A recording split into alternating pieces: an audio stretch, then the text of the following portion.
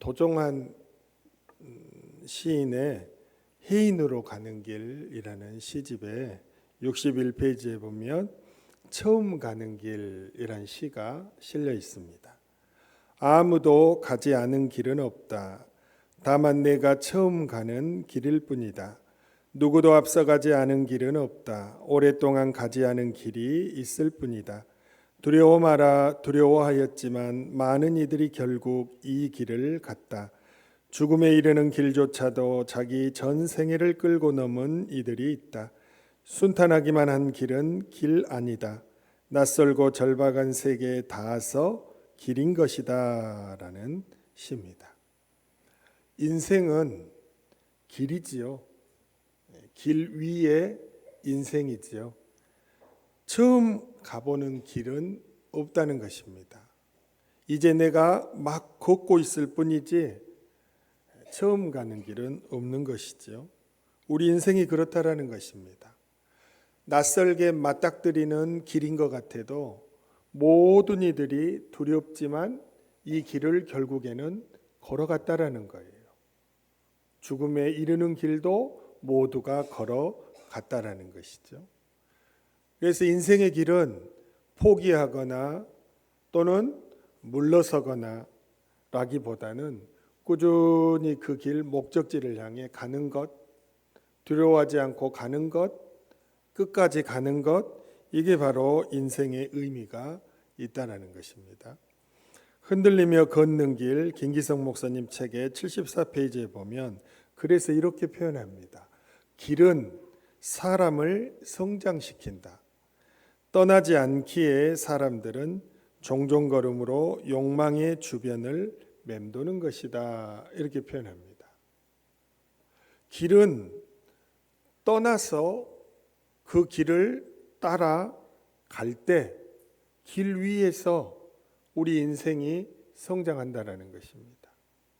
사람들과의 관계, 또 처음 접하는 환경, 여러 가지 모든 것들을 통해 길을 걸을 때만이 깨닫고 배우는 삶의 성숙함, 지혜가 있다는 것이죠.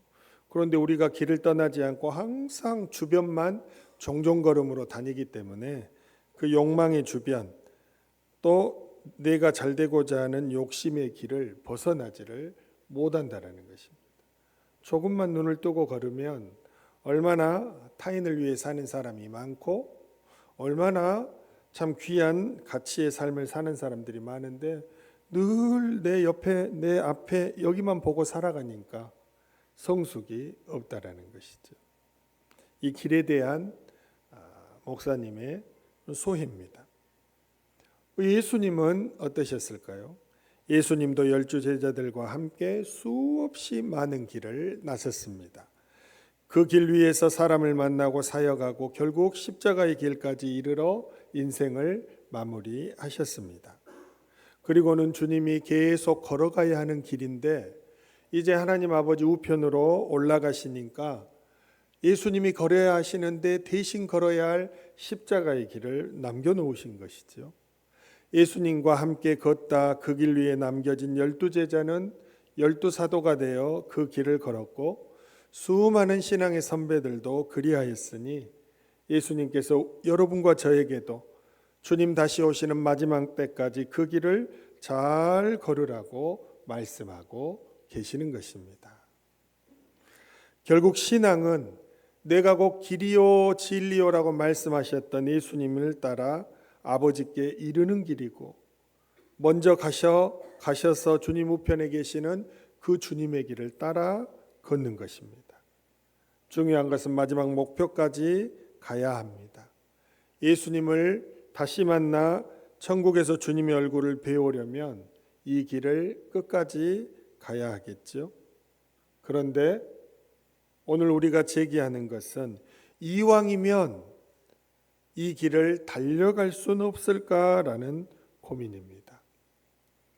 걸어가도 되는데 왜 우리는 이 신앙의 길을 달려가고자 하는 것일까?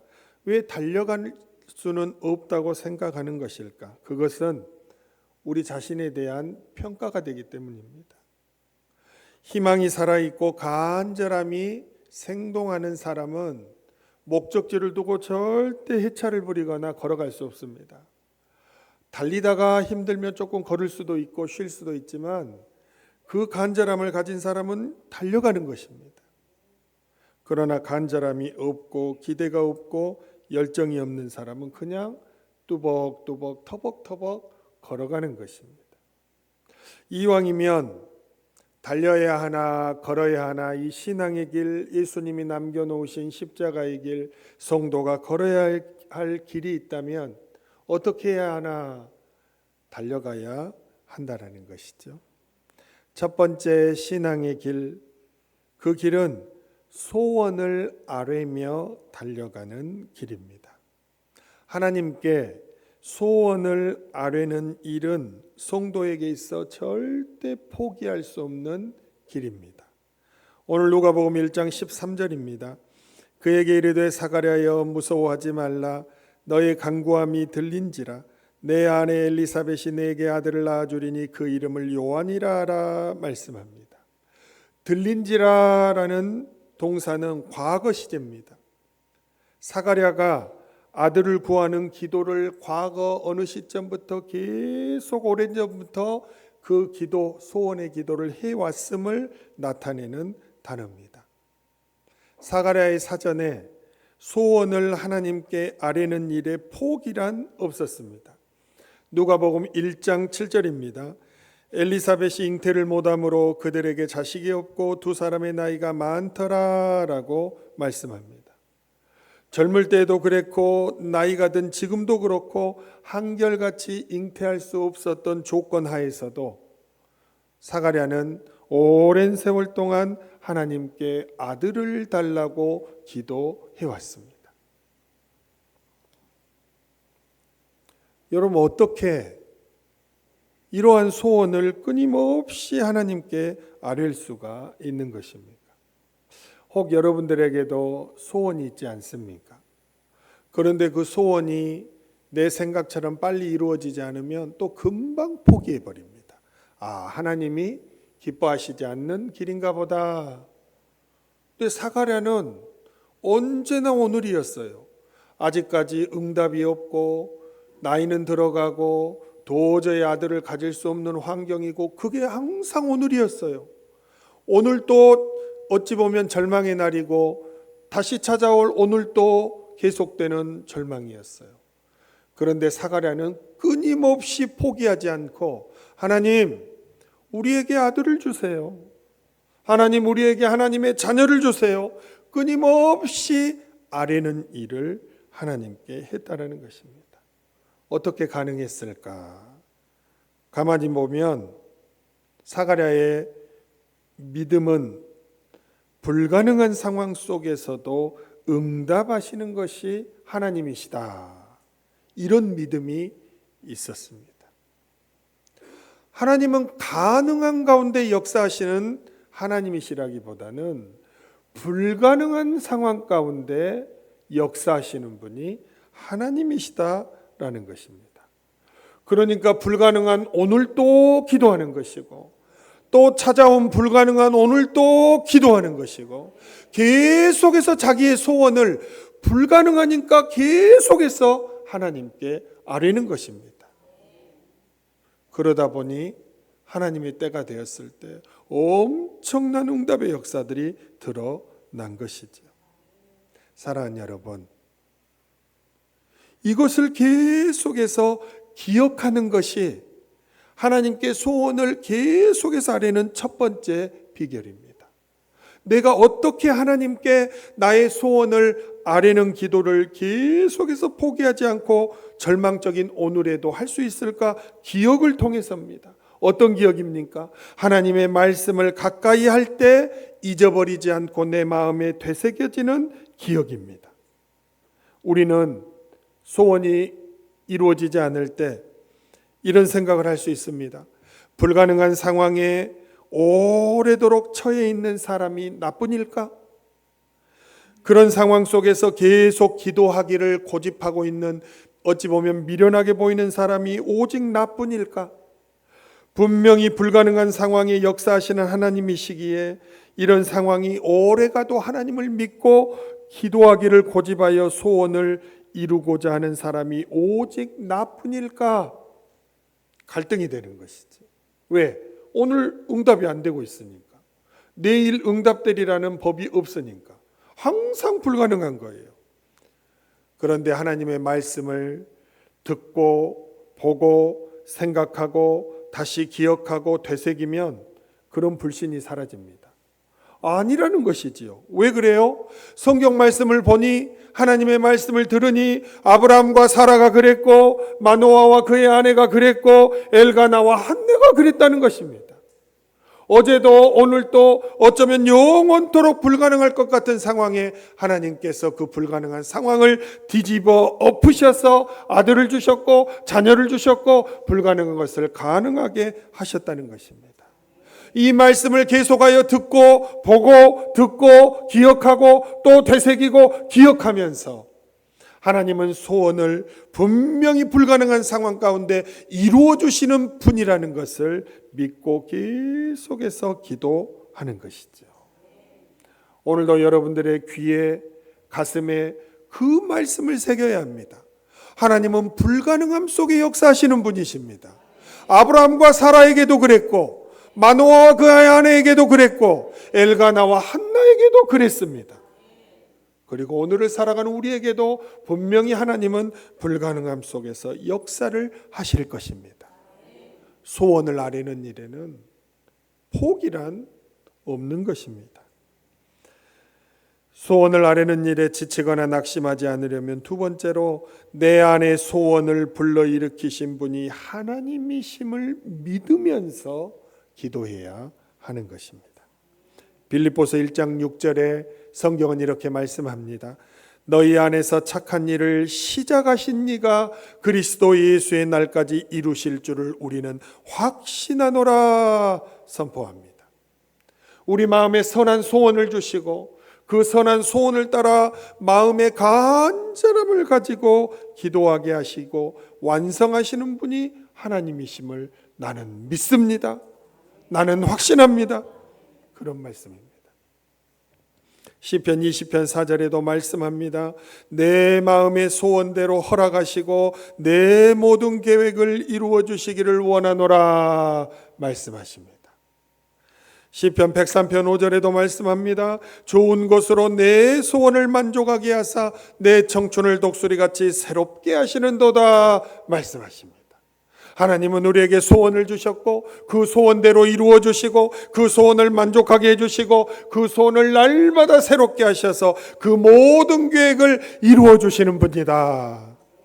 기억하고 마음에 새기고 그 믿음을 붙들라고 말씀을 하는 것입니다.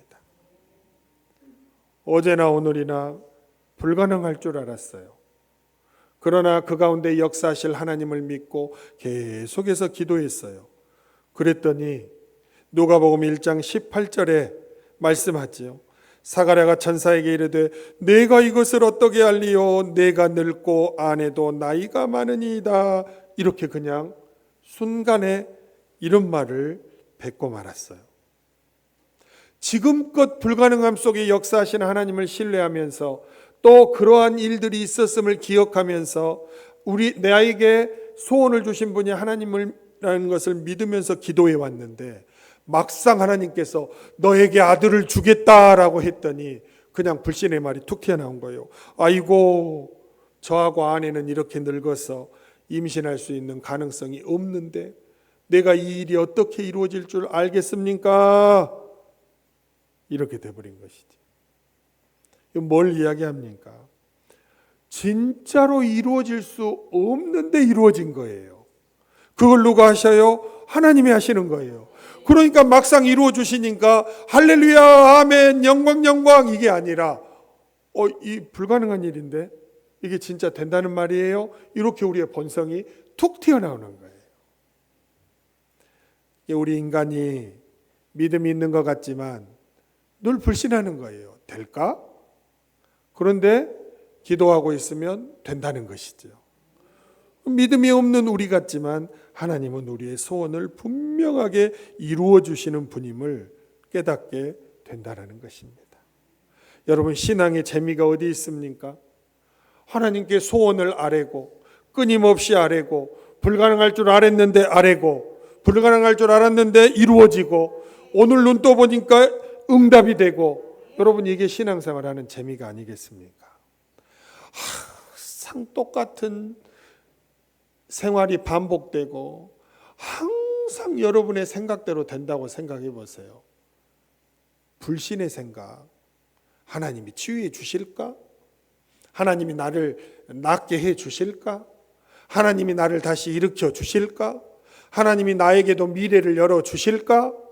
항상 그 생각대로 되면 신앙생활이 얼마나 재미없겠습니까? 나 같으면 신앙생활 안 할 거예요. 그럴 것 같으면. 불가능한 상황 속에 나를 그대로 놔두시는 하나님이시라면 뭐한데 신앙생활을 합니까?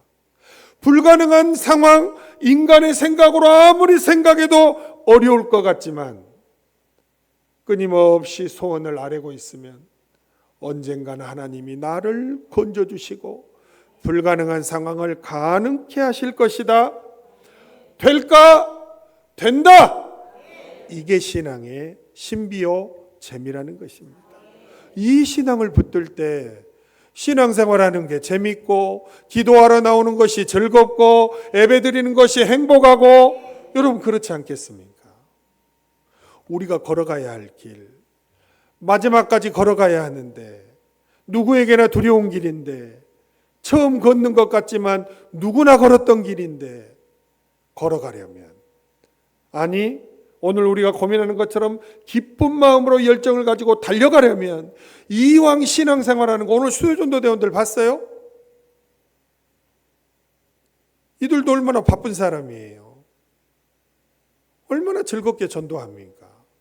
전도하는 일이 쉽습니까? 즐겁고 행복하게 전도하잖아요. 이왕 달려가길 신앙의 길, 그렇게 재미있고 신나고 행복하게 달려가는 것입니다. 이런 역사가 우리 모두에게 일어나기를 간절히 바랍니다. 두 번째로 신앙의 길은 흔들리면서도 달려가는 사명의 길입니다. 흔들려요. 믿음도 흔들리고 소원을 아뢰는 일들도 흔들리고 기도도 예배도 사명도 모든 것이 흔들립니다.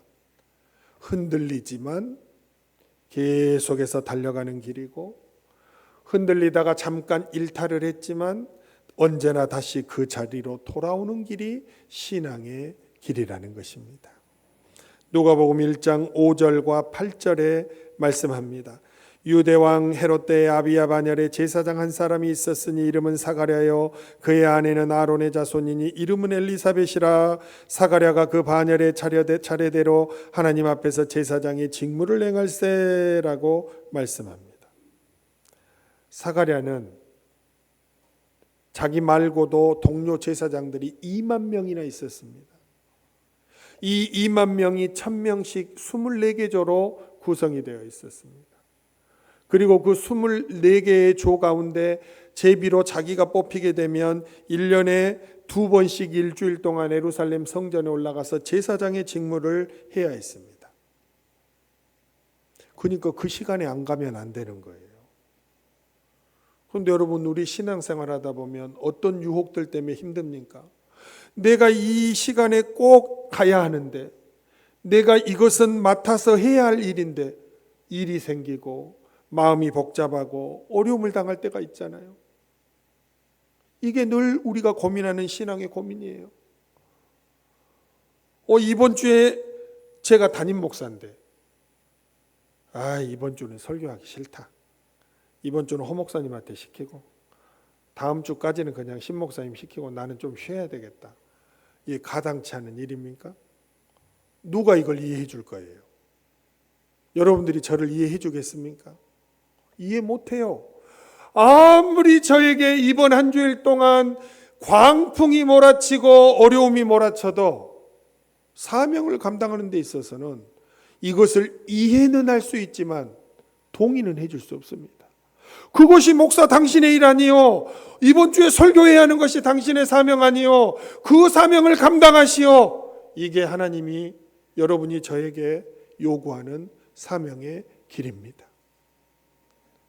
그런데 사가랴는, 여러분은, 저는 이 중요한 사명의 길을 변함없이 감당해야 하는 것이 우리의 신앙의 길이라는 것입니다. 사가랴에게 오늘은 어떤 날입니까? 아직까지 응답이 없는 오늘입니다. 아직까지 소원이 이루어지지 않는 오늘입니다. 오늘도 어찌 보면 속이 상한 날입니다. 오늘 또 불가능한 것들만 떠오르는 정말로 부정적인 날입니다. 그런데 소원이 이루어지지 않은 일과 사명을 감당하는 일을 연결시키지 않습니다. 사명은 사명이요, 소원이 이루어지는 것은 이루어지는 것이지요. 가정일은 가정일이고 사명은 사명이에요. 직장일은 직장일이고 사명은 사명이에요. 아기를 낳고 키우는 것은 자기 가정일이고 예배를 드리는 것은 하나님의 일이에요.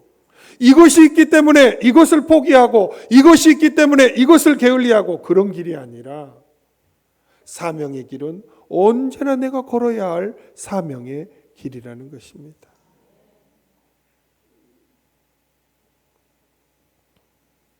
사가랴는 우리에게 우리가 달려가야 할 신앙의 길이 어떤 길인지를 명확하게 보여주고 있는 것입니다.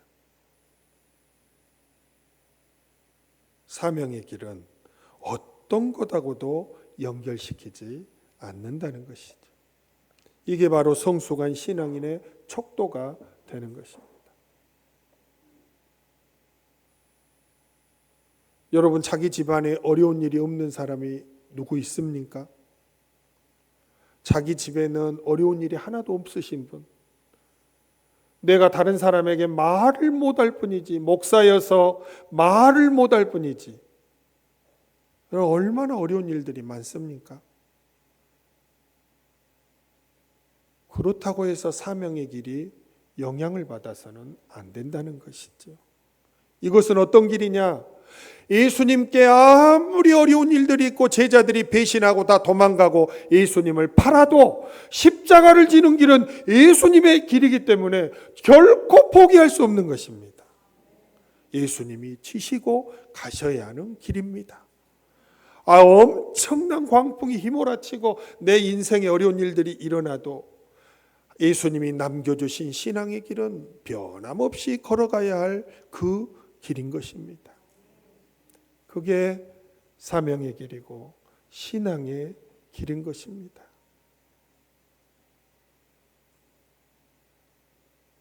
우리 교회는 아이들을 키우는 부모들이 많아서 늘 제가 주의를 줍니다. 아이들은 선물이지만 신앙에 방해가 되는 가장 큰 요소가 되기도 합니다.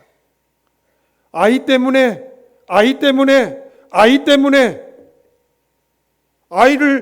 아이를 임신했으니까, 출산했으니까, 키워야 하니까, 유치원 보내야 하니까, 1학년 들여보내야 하니까, 중고등학교 키워야 되니까, 처음부터 끝까지 이 아이가 우리 신앙의 발목을 잡을 때가 얼마나 많은지 모릅니다. 아이를 셋이나 키워놓고 목사님 그런 말씀을 하시다니요. 내가 셋을 키워봤으니까 하는 말이에요. 이 셋은 부모가 신경을 과하게 쓰나 적당히 쓰나 하나님이 키우세요. 내가 뭐 과하게 사랑한다 해서 일탈 안 한 줄 아세요? 내가 막 내 뼈를 갈아서 자식에게 막 한다 해서 그 자식이 말 잘 듣는 줄 아십니까? 그렇지 않습니다. 부모가 과하게 쏟든 하나님의 은혜 가운데 끊을 거 끊고 적당히 쏟든 자식은 하나님이 키우시는 것입니다. 하나님께 맡기고 결국에는 잘되게 하실 내 자녀들의 미래를 하나님께 맡기고 나는 오늘 또 변함없이 이 사명의 길을 가는 것입니다. 예수님이 우리에게 남겨놓으신 사명의 길이 바로 이런 길입니다. 가을 아닙니까? 가을. 얼마나 하나님이 창조하신 이 세상 가고 싶은 곳이 많습니까? 이제 단풍이 오기 시작하면 정신을 차릴 수 없죠. 사랑하는 여러분, 늘 우리가 멀리 보고 기준을 삼고 가는 길은 저 사명의 길입니다. 하나님이 나를 부르신 길, 주님이 걸으시다가 나에게 대신 걸으라고 맡겨주신 길, 내가 아니면 걸어갈 수 없는 길. 우리 수요전도 대원들도 수가 많은 것 같지만 한 사람 한 사람이 나는 이 이유 때문에 밭을 갈러 가야 돼요, 나는 잔치에 가봐야 돼요, 나는 뭐 문제 해결하러 가야 돼요 하면 수요전도대원 2명 남고 어쩔 때는 3명 남고 그렇게 되는 거예요. 많아도 각자 일을 따라 가게 되면 2명 남고 3명 남는 거예요. 거기다 교육자들 빼면 진짜 한 사람 남을 수도 있는 거예요. 늘 사명의 길이라는 것은 그러한 것임을 기억하면서 주님을 따라가야 한다라는 거예요. 그래서 주님이 여러분들을 특별하게 선택해서 구원하신 것입니다. 세상에 있는 다른 똑똑한 사람들보다 여러분들이 더 잘할 것 같고 가능성이 있으니까 여러분들을 뽑아서 선택하고, 여러분들을 특별히 뽑아서 구원하시고, 여러분들을 특별히 뽑아서 능력을 주신 것입니다. 그게 우리가 걷는 신앙의 길입니다. 세 번째 신앙의 길은 함께 성장하기를 꿈꾸며 달려가는 길입니다. 중요한 단어가 뭐예요? 함께예요. 뭐예요? 함께예요. 누가복음 1장 6절 말씀입니다. 이 두 사람이 하나님 앞에 의인이니 주의 모든 계명과 규례대로 흠이 없이 행하더라 말씀합니다. 남편인 사가랴, 아내인 엘리사벳, 두 사람 다 하나님 앞에서 주님의 모든 계명과 규율을 흠잡을 데 없이 잘 지키는 의로운 사람이 되기에 최선을 다했다. 부부가 신앙 성장을 함께하기 위해 최선을 다했다라고 우리에게 말씀하고 있습니다. 오늘 새생명반, 우리 교회 가장 기초적인 교육이 있습니다. 이런 기초적인 교육에도 우리 전장로님 부부, 또 저번 달에 차장로님 부부, 장로님 부부가 이 기초반 가장 쉬운 것을 다들 했습니다. 몰라서 했습니까? 다 알아요. 그러나 교회의 과정이고 순종하고 그리고 본이 되어야 하기 때문에 장로님 부부들이 다 이 교육을 한 것입니다. 부부가 함께, 부부가 같이 그렇게 성장을 위해 함께 노력하는 것입니다. 이번에도 새생명반 오늘 OT가 들어갈 때 어린아이가 있어서 있는 가정 중에는 남편이 먼저 하고 나중에 아내가 하자고, 그렇게 해서 둘 다 신앙 성장을 하도록 하자고. 만약에 한 사람이 할라 했더니 이 얘기를 나 혼자 어떻게 보라고, 어떻게 합니까? 그러면 둘이 붙어가지고 애를 봐야지. 이 아이를 나 혼자 어떻게 봐? 절대 신앙성장 할 수 없겠죠. 그런데 사랑하는 남편이요, 당신이 먼저 하세요. 이 아이를 내가 볼게요. 그리고 남편이 끝나고 나서 나중에 하게 되면 아내요, 이제는 당신 차례요. 아이는 내가 보겠어. 부부가 함께 성장하는 것입니다.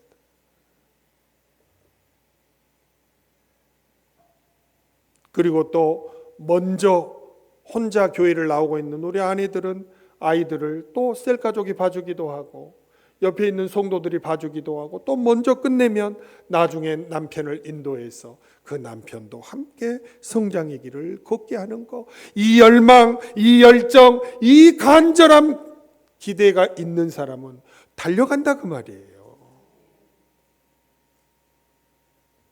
이것은 부부만 말하는 것이 아닙니다. 부모와 자녀가 될 수도 있고 부모와 할머니 할아버지가 될 수도 있는 것이고 모든 것에 속하는 것입니다. 아내가 힘들 때 남편들도 아내 위해서 기도해 줘야지요. 그래 아내가 일어설 것 아닙니까? 아내가 힘든데 남편들이 기도 안 해주면 아내가 어떻게 일어설 거예요? 자기 엄마가 아빠가 힘든데 자녀라 해서 마냥 어린 양만 할 것이 아니라 아빠 엄마를 위해 기도해 주는 자녀가 있을 때 부모님이 얼마나 더 빨리 회복하고 일어서겠냐 그 말이에요. 여러분 그렇지 않겠습니까? 함께 다 같이. 오늘 누가복음 1장 9절과 10절에는 또 이렇게도 말씀합니다. 제사장의 전례를 따라 제비를 뽑아 주의 성전에 들어가 분향하고 모든 백성은 그 분향하는 시간에 밖에서 기도하더니 사가랴 제사장은 성전 안으로 들어가서 기도하고 밖에서 기다리는 나머지 제사장들과 하나님의 백성들은 분향소에서 연기가 피어오르는 것을 보고 밖에서 기도하는 것입니다. 안에서는 사명을 감당하는 제사장이 기도하고 밖에서는 그걸 바라보고 있는 백성들이 기도하는 것입니다. 안에서는 제사장, 밖에는 백성, 안에는 제사장, 제사장과 백성이 함께 다 같이 목사님도 기도하고 성도도 기도하고 성도도 기도하고 목사님도 기도하고 다 같이 함께 신앙의 성장을 이루어가는 아름다운 모습이 아니겠습니까? 그럴 일은 없겠지만 성도님들은 열심히 기도하는데 목사님은 기도 안 해요. 목사님은 열심히 기도하는데 성도들은 기도 안 해요. 이런 교회는 없겠지요. 어느 한쪽은 기도를 하겠지요.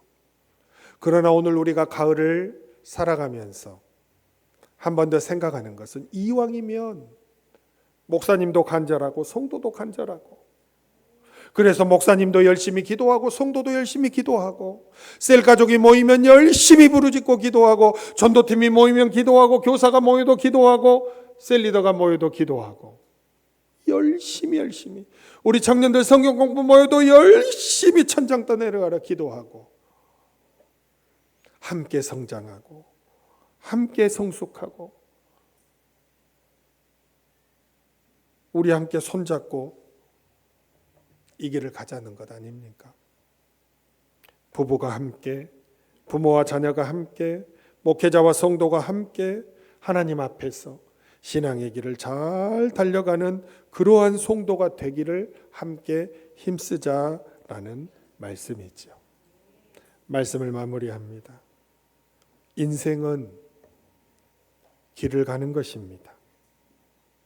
인생은 길 위에 있는 것입니다. 때로는 처음 가는 길처럼 느껴져서 두려움이 찾아오기도 하지만 결국에는 많은 이들이 갔던 길입니다. 길을 나서면 그 길이 사람을 성장시킨다고 했습니다. 그런 길이니 이왕이면 달려가자 했습니다. 성도에게는 인생의 길 말고도 예수님이 남겨놓으신 신앙의 길이 있다고 말씀을 드렸습니다. 예수님과 함께 걷다가 그 길 위에 남겨진 12제자는 12사도가 되어 그 길을 걸었고 수많은 신앙의 선배들도 그리하였으며 예수님은 오늘을 살아가는 우리에게도 주님 다시 오시는 마지막 때까지 그 길을 잘 걸으라고 말씀하고 계십니다. 그러나 우리는 그 길을 이왕이면 달려가자 함께 고민했습니다. 우리 앞에 신앙의 길이 펼쳐져 있습니다. 끊임없이 하나님께 소원을 아뢰며 달려가야 하고 흔들리지만 사명의 길을 달려가야 하고 함께 성장하기를 꿈꾸면서 달려가야 할 길이라고 말씀을 드렸습니다. 오늘 주위를 둘러보면 낙오했거나 주저앉았거나 있는 사람들이 있지 않습니까? 그들에게 손을 건넸는데 손을 붙잡지 않을 수도 있습니다. 그러나 우리는 하나님 앞에 그 영혼을 일으켜달라고 중보할 수 있고 기도할 수 있습니다. 왜? 함께 가야 하니까. 나를 부르신 주님이 결국에는 우리를 일으키시고 인도하셔서 오늘 함께 예배드리는 우리 모두가 다 오늘 사정이 있어서 예배당에 오지는 못했지만 우리 샘터교회 공동체 모두 다 그 길을 걸어가도록 능력을 주시고 힘을 주시고 사랑을 베푸시고 은혜를 주시고 용기를 주실 줄 믿습니다. 그 길을 아름답게 달려가게 해달라고 오늘 찬양하면서 통성으로 기도하는 시간을 갖도록 하겠습니다.